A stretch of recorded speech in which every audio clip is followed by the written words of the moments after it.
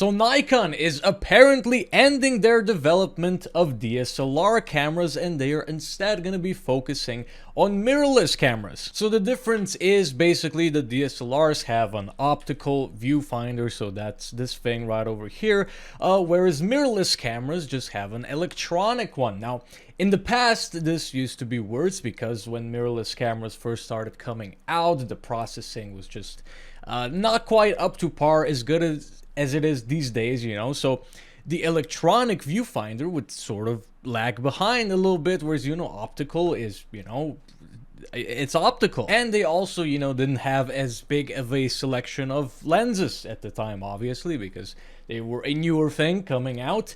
And well, you know, these days they actually hold the advantage over DSLRs just because they don't need the optical viewfinders, so they can be both lighter and smaller. Now, Nikon did confirm that they are continuing the production sales service of digital SLRs, you know, DSLRs.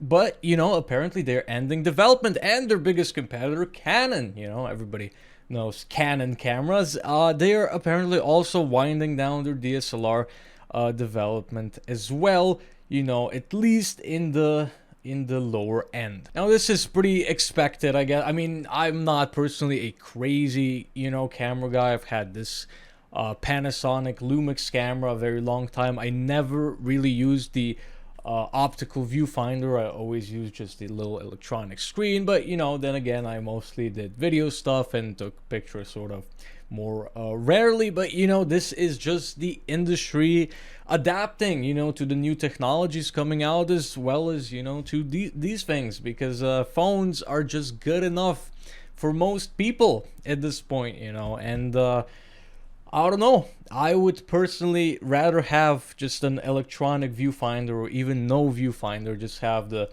little screen, and, you know, I'd rather take the smaller and lighter camera instead.